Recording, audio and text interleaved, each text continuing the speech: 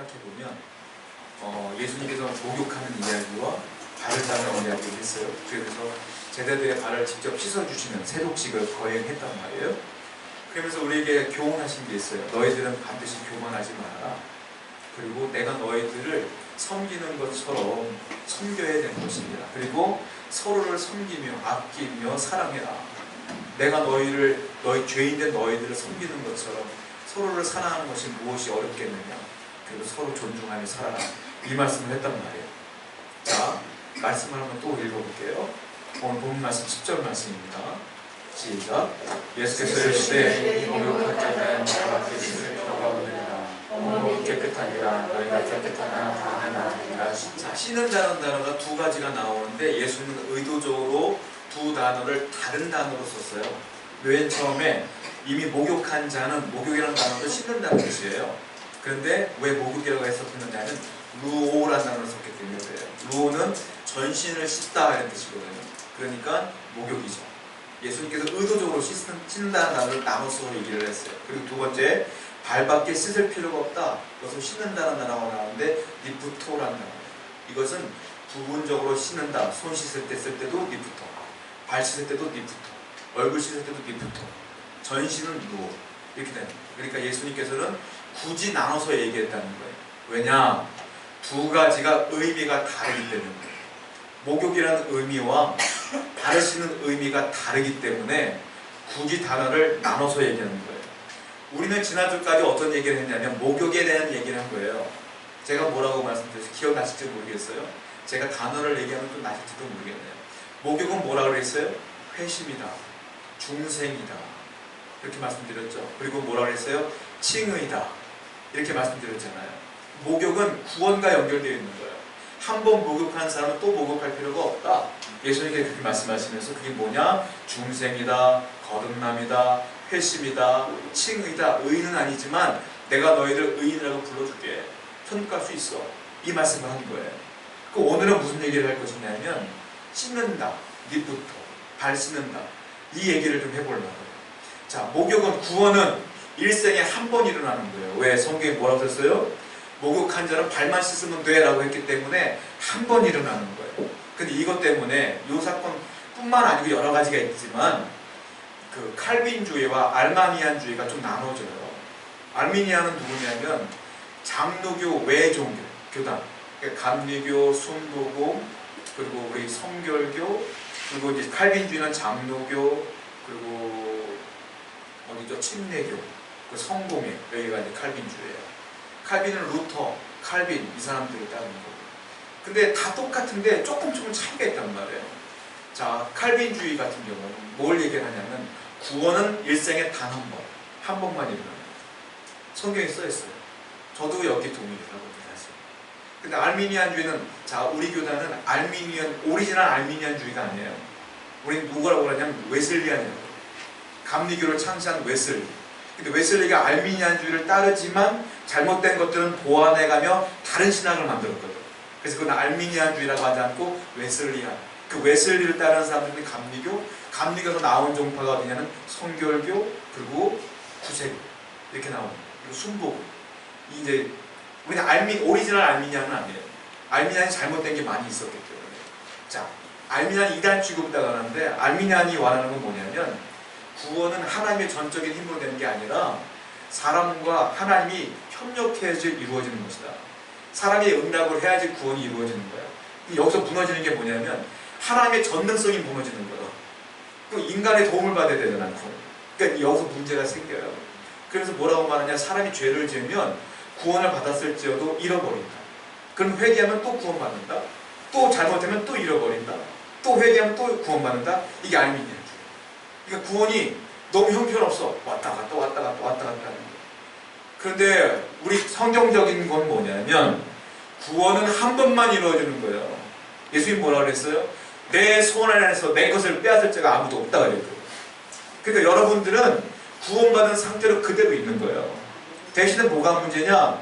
내 안에 죄인이 있기 때문에, 죄성이 있기 때문에 죄를 지을 수가 있어요. 그러면 사람들이 죄 때문에 하나님과 멀어질 수는 있어. 그러나 하나님은 언제나 여러분을 구원하신 분이기 때문에 언제나 내 양심을 통하여 성령을 통하여 내게 도전을 주는 거야. 난 돌아가야 되는데 그러고 돌아오는 거지 구원이 취소가 되는 건 아니다. 이게 성경적이다라는 거예요. 이게 지난주에 말했던 회심, 중생, 거듭남, 칭의 이 얘기를 한 거란 말이에요. 자, 근데 오늘 무슨 얘기를 하냐면 예수님 분명히 말씀하신 거예요. 한 번 구원받은 사람은 발만 씻으면 된다. 이 얘기가 있었단 말이에요. 예를 들자면 우리가 외출을 하면 발이 더러워지니까 목욕 맨날 하는 사람도 있죠. 하루에 2번도 하고 여름에도 여러 번도 하고. 저 같은 경우도 여러 번을 해요. 근데 잘 안 씻는 분들 목욕 하루에 한 번 안 하는 분들도 있어.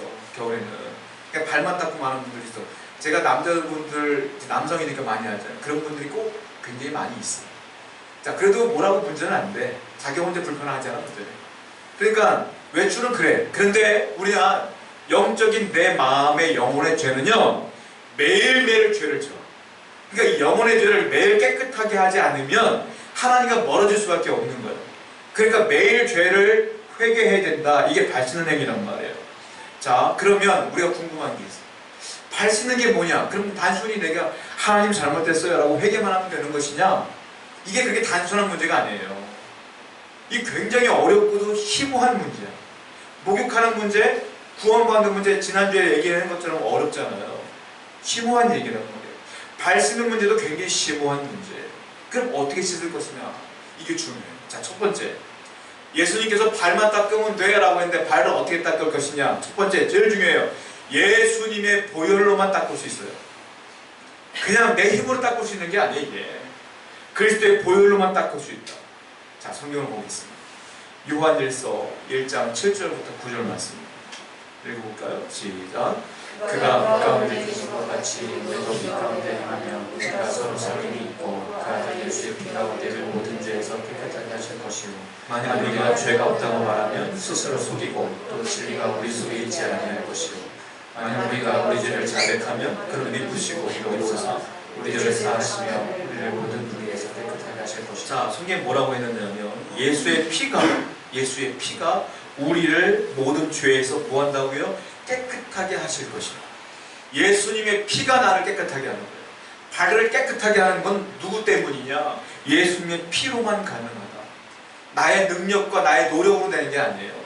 예수의 피로만 가능하다. 자, 그런데요, 요한일서 이 부분을 시제로 보자면 전체적으로 다 현재 시제로 썼어요.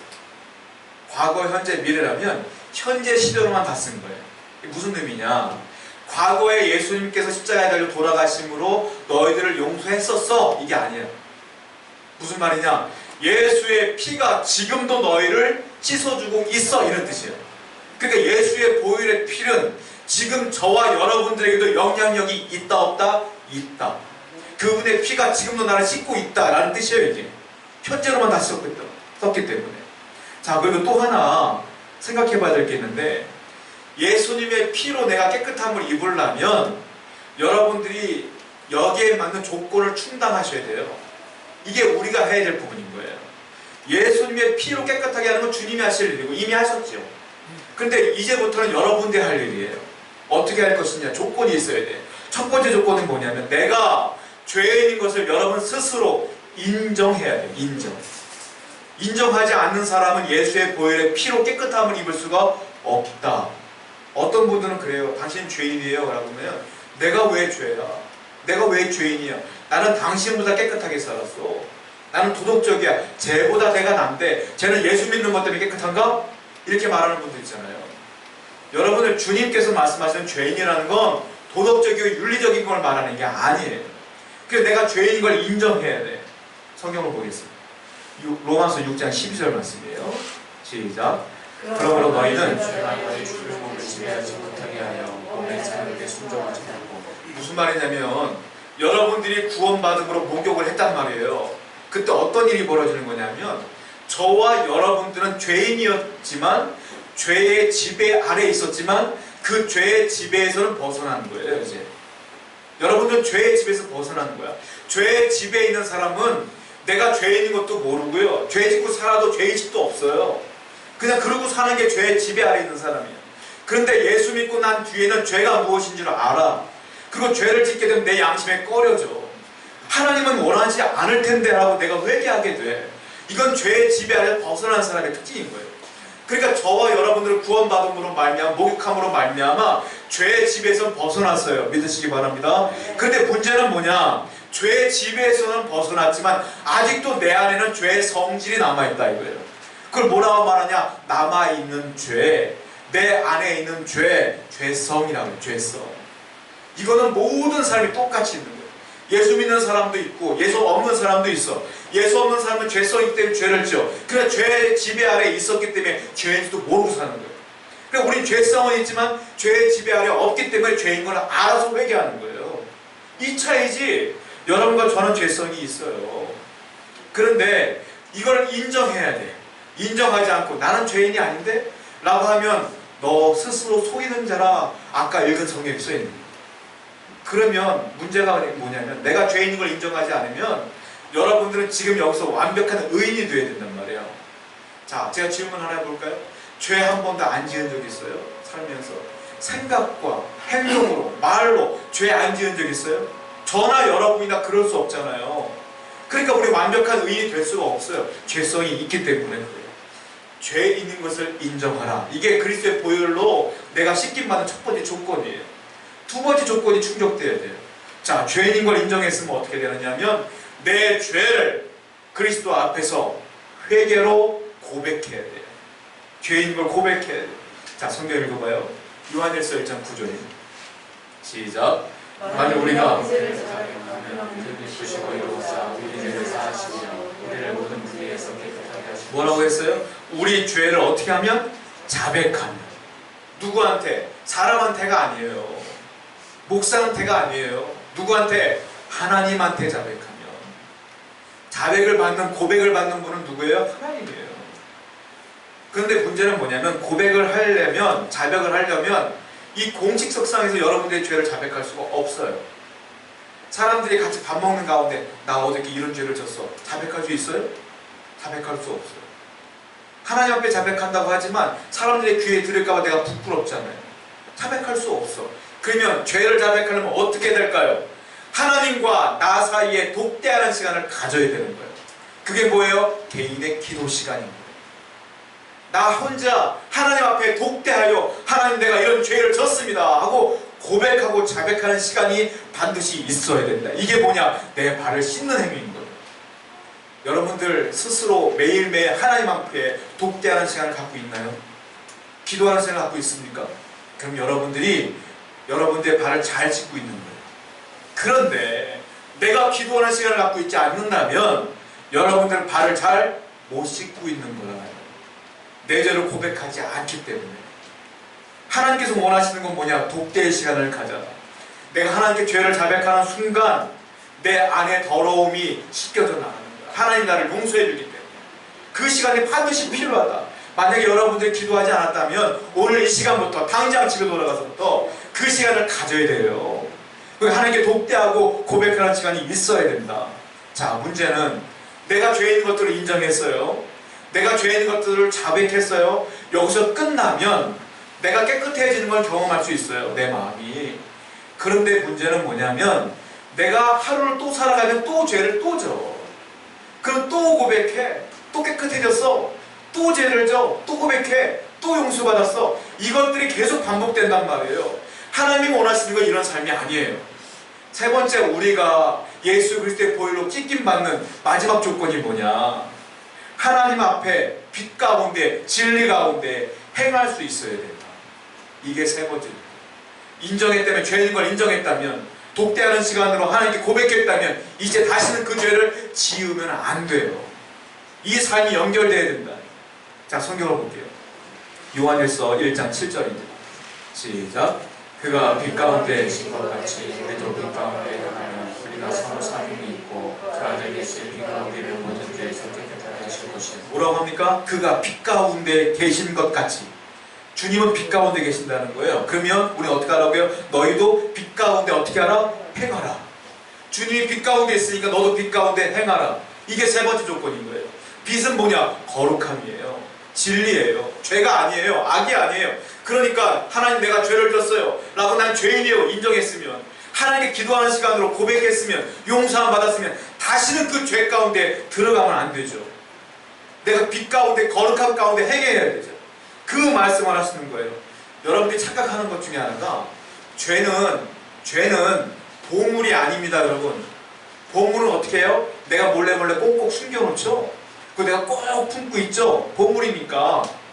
죄는 보물이 아니에요. 어떻게 해야 돼요? 버려야지. 죄는 보물이 아닙니까? 근데 많은 사람들은 보물인장 꼭 껴안고 있어요, 죄를. 그러니까 맨날 반복되는 거예요. 또 죄 짓고 또 회하고, 또 죄 짓고 또 회개하고. 하나님이 원하시는 건 아니다. 내가 널 용서해줬으면 빛으로 돌아와라. 그리고 빛으로 행하라. 거룩함으로 행하라. 진리로 행하라. 죄를 버려버려라. 이게 하나님의 뜻이에요. 이게 뭐예요? 매일매일 발을 씻는 사람의 특징이에요. 여러분, 그리스도의 보혈로 매일매일 발을 씻으시기 바랍니다. 두 번째 조건이 있어요. 자, 그리스도의 보혈로 발을 씻으려면 죄를 인정해야 되는구나. 내가 자백해야 되는구나. 거룩함으로 살아야 되는구나. 알았어요? 두 번째도 있어요. 어떻게 해야 내 발을 씻는 걸까요? 오직 하나님의 말씀으로만 씻을 수 있어요. 이게 두 번째. 성경을 보겠습니다. 요한복음 17장 17절 말씀. 시작. 그들을 진리로 거룩하게 하옵소서. 아버지의 말씀은 진리니. 빛으로 행하라. 진리로 행하라. 근데 뭐라고 했어요? 아버지의 말씀은 뭐라고요? 진리니라. 내 죄를 씻는 것은 하나님의 말씀으로만 가능합니다. 내 발을 씻는 것은 그리스도의 보혈로, 그리고 하나님의 말씀으로만 가능한 거예요. 이 말씀으로만, 이 성경으로만.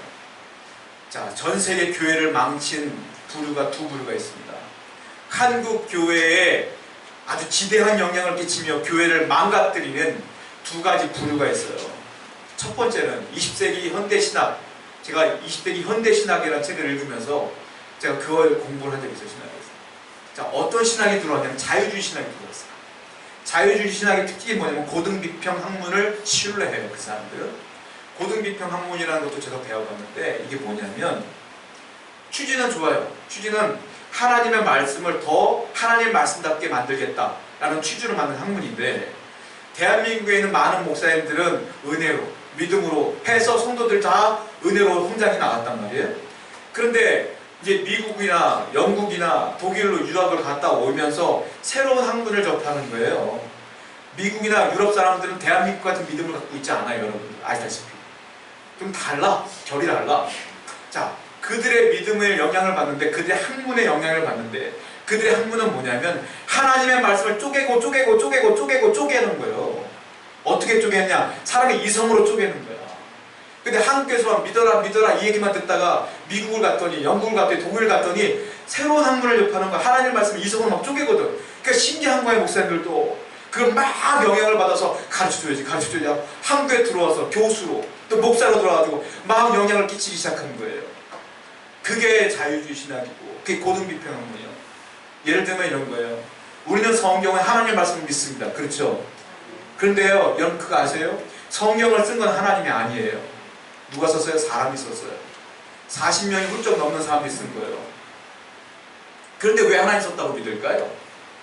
창세기부터 요한계시록까지 기간으로 따지면 수천 년의 기간이에요. 이게 한날에 쓰는 게 아니에요. 이게 수천 년의 기간이 들어있어요. 근데 기가 막힌 게 뭔 줄 아세요? 창세기부터 요한계시록까지 주제가 똑같아요.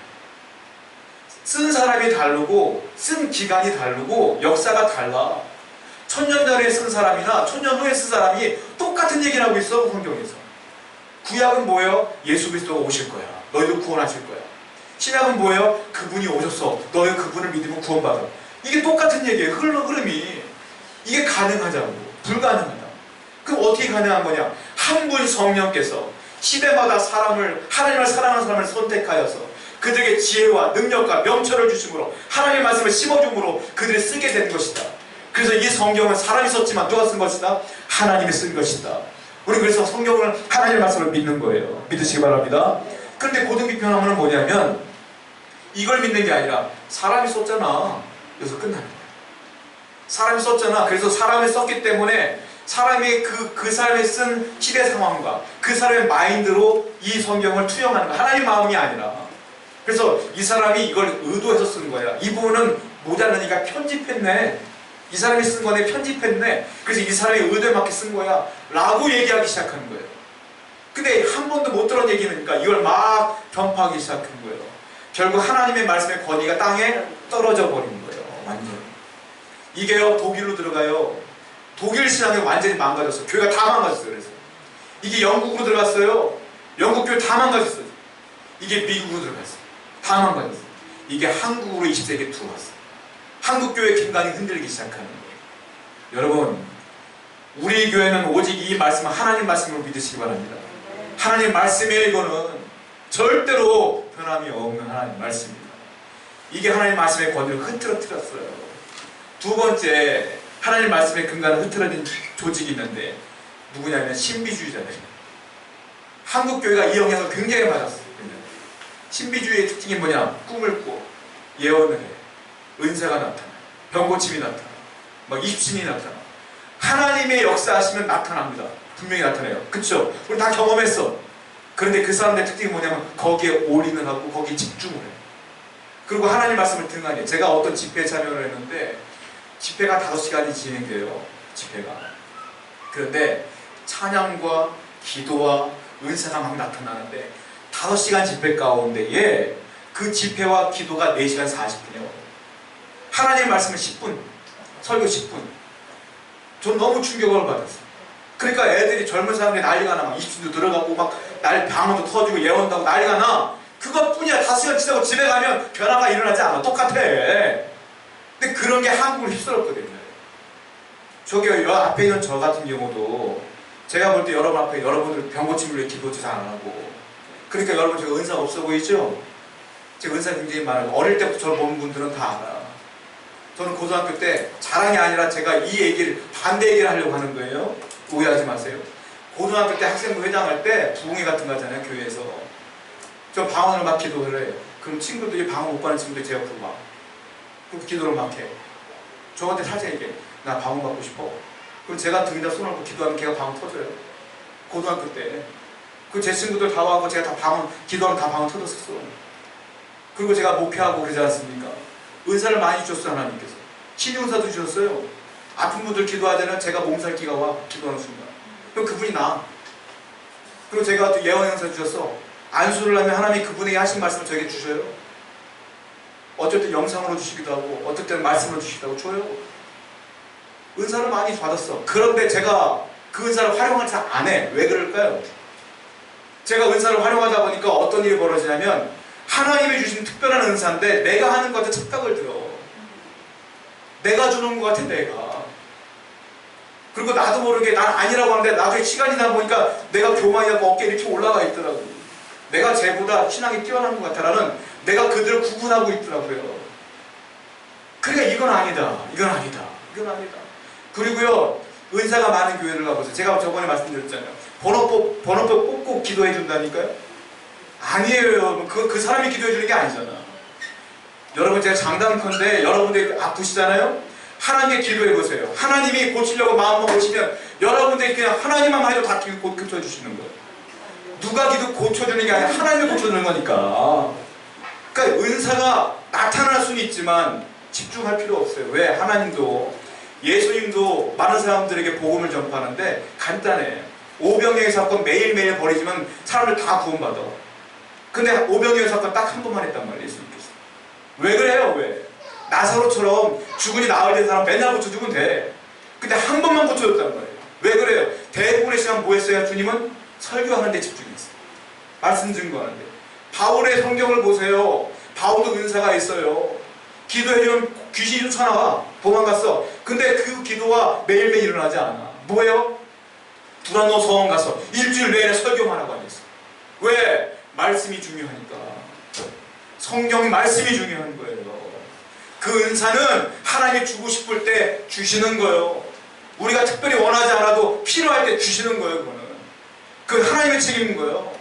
그게 중요한 게 아니에요. 뭐가 중요해요? 말씀이 중요한 거예요. 하나님의 말씀이 내 죄를 씻어주는 거예요. 하나님의 말씀이 내가 발을 씻을 때 가장 중요한 역할을 하는 건 은사가 아니라 뭐라고요? 하나님의 말씀이다. 하나님의 말씀. 그럼 우리가 조건이 필요해요. 알겠어요. 주님의 보혈이 내 죄를 씻어주니까 나는 죄를 인정하자. 고백하자. 그리고 빛 가운데 살자. 두 번째, 말씀이 내 죄를 씻어주는구나. 알았어요. 조건이 필요해요. 어떻게 할까요? 하나님의 말씀이 들을 때 여러분들은 온유함으로 받아야 되는 거예요. 이게 여러분들이 할 일이에요. 하나님의 말씀 온유함으로 받아야 돼요. 성경 볼게요. 야고보서 1장 21절. 시작.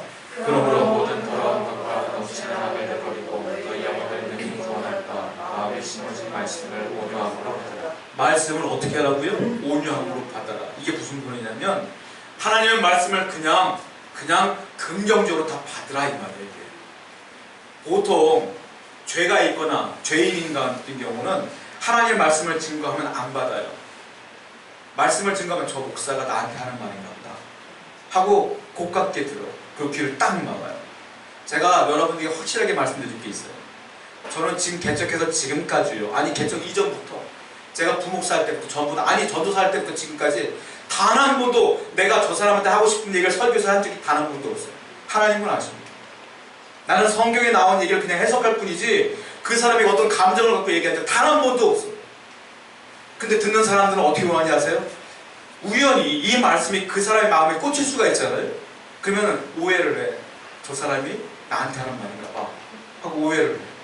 그리고 어느 날 교회 안 나오거나 귀를 막거나 그리고 그 얘기는 안 듣는 경우가 많아요. 성경에 뭐라고 했느냐면 아니다. 하나님의 말씀 어떻게 받으라? 온유함으로 받으라. 동성애자가 있다면 제가 동성애는 죄입니다 라고 말하잖아요. 그 동성애자들은 아닙니다 하고 안 받아요. 그리고 나한테 하고 데모할걸? 그럼 온유함으로 받는 게 아니에요. 불신자들에게 당신은 예수를 안 믿으면 지옥 갑니다. 이게 하나님 말씀입니다 라고 말하면 그 사람들은 안 들어요. 내가 왜 지옥 가야 되는데? 이거는 온유함으로 받는 게 아니에요. 하나님 말씀 온유함으로 받는 건 어떻게 하는 거냐? 이 강단에 선포되는 그 말씀을 다 받아들이는 거예요. 그 내가 읽는 성경 말씀을 다 받아들이는 거예요. 그게 온유함으로 받는 것이다. 여러분, 그러므로 내 발을 찢는 행위는 뭐냐? 하나님의 말씀을 씻어야 되는데 하나님의 말씀을 어떻게 하라고요? 그냥 다 온유함으로 받아야 될 줄로 믿습니다. 이게 여러분들이 해야 될 일이라는 거예요. 자, 두 번째, 그러면 이 말씀을 또 어떻게 받아들여야 될까요? 온유함으로 받았으면 그냥 그렇구나 하고 끝나면 안 돼. 하나님의 말씀은 받았으면 순종하라고 주신 거예요. 순종해야 된다. 성경 봐요. 요한복음 13장 17절입니다. 시작. 너희가 이것을 알고 행하면 복이 있으리라. 너희가 이것을 알았다는 건 온유함으로 받았으니까 아는 거예요. 이제 그럼 어떻게 하라고요? 행하면 복이 있으리라. 알았으면 어떻게 하라고요? 순종해라. 행해라. 그렇게 살아라. 야고보서 1장 25절 뭐예요? 시작. 자유롭게 하는 자는 듣고 잊어버린 자가 아니요 실천하는 자니 이 사람은 그 행하는 일이 복을 받으리라. 듣고 잊어버리면 아니에요. 듣고 행하는 자가 어떻게 되는 사람이요? 이 사람이 복을 받으리라. 우리는 말씀을 들었으면 하나님 말씀을 온유함을 받았으면 그대로 행해야 복을 받아요. 여러분들 하나님께 기도할 때 하나님 내가 하나님 믿는데 왜 복을 안 주세요? 라고 하는 분도 있어요. 제가 말씀대로 얘기해 볼까요? 당신이 그 말씀대로 그대로 살았느냐 이거예요. 말씀대로 살아야 복을 준다잖아요. 말씀대로. 그래야 하나님의 은혜가 있고 내 발을 씻어지는 거예요. 세 번째, 말씀을 받았으면 온유함을 받았으면 말씀을 행해야 되고 세 번째, 말씀을 묵상해야 돼요. 묵상은 뭐냐면 부지런히 묵상하면 연구하는 거예요. 자, 성경을 통독 안 하신 분들이 있으면 통독을 하세요. 창세기부터 요한계시록 읽으세요. 통독을 여러 번 하신 분들이 있으면 이제는 통독보다는 뭘 해야 되느냐면 묵상과 연구를 해야 돼요. 정독을 해야 돼요. 이 말씀이 무슨 뜻일까 하고 연구를 해야 돼요. 이게 내 발을 씻는 행위인 거예요. 내 말씀을, 하나님의 말씀을 그대로 묵상하는 행위가 필요해요.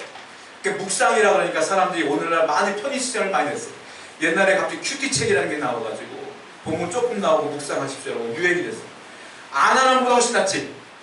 훨씬 낫지. 근데 진짜 큐티는 뭐냐? 진짜 묵상은 뭐냐? 성경을 읽는 게 묵상이에요. 아시겠어요? 책을 읽는 게 묵상이 아니라 성경을 진짜 읽고 묵상하는 게 진짜 묵상이에요. 그러니까 여러분들은 뭘 해야 돼요? 이 말씀을 묵상하셔야 돼요. 이 말씀을 연구하셔야 돼요. 그래야 내 발을 씻는 거예요. 단 5분의 시간을 하려도 한 줄을 읽더라도 성경을 읽으면서 하나님께 묵상하는 시간을 가져야 내 발을 씻는 거예요. 그러니까 여러분들 말씀을 늘 읽어야 되고 늘 기도해야 되며 하나님 앞에 서 있는 시간들이 있어야 내가 매일매일 발을 씻는 것이다. 여러분, 말씀이 내 안에 가까워지면 죄가 멀어집니다. 그런데 말씀이 멀어지면 죄가 가까워지는 거예요. 분명히 하셔야 돼요. 이게 공식이에요. 말씀이 안에 들어오는 사람은 죄가 반드시 떠나갈 수밖에 없어요. 내가 죄 가운데 있다? 말씀이 멀어진 거예요, 지금. 항상 말씀과 가까이 하시기 바랍니다. 제가 여러분들에게 편하게, 아주 편하게 성경 말씀 묵상하시라고 매일매일 말씀 보내드리잖아요. 그거라도 읽으세요. 그거라도 묵상하시면서 하세요, 항상. 그 귀찮다고 넘어가지 마시고, 제가 다 타이핑해서 보내는 건데, 그거 다 귀찮다고 보내지 말고 그냥 읽으세요. 그래 여러분들의 영혼에 발을 씻는 행위가 되니까. 그렇게 하시라는. 세 번째는 어떻게 될까요? 자, 예수 그리스도의 피가 나를 씻어주고, 말씀이 나를 씻어주는 거 알았어요. 세 번째, 성령이 나를 씻어주는 거예요. 그런데 이 성령이 임재 가운데 들어가려면 기도의 시간이 필요하단 말이에요. 성령이 기도하다면 내 안에 딱 들어오면 이 감정을 여러분에게 설명할 수가 없어요. 이건 성령이 임재 가운데 들어간 사람만 알아요. 그러면 황홀한 어떤 느낌이 있어요. 근데 이거는 제가 지금 설명 안 할 거예요. 왜냐? 요한복음 다음 장 14장부터 16장까지 성령 얘기야. 앞으로 계속 해야 되기 때문에 오늘 여기까지만 하려고. 성령 얘기는 14장부터 15장, 16장 들어갈 때 더 자세하게 되게 말씀드릴게요. 자, 성경 말씀 읽어볼게요. 요한일서 5장 7절부터 8절. 시작.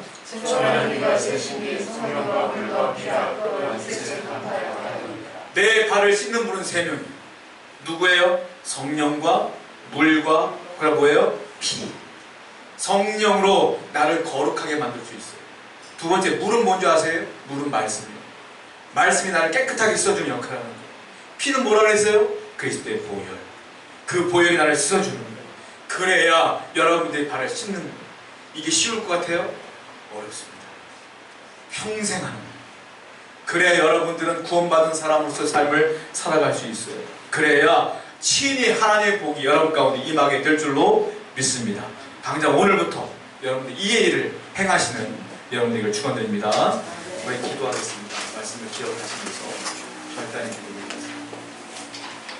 하나님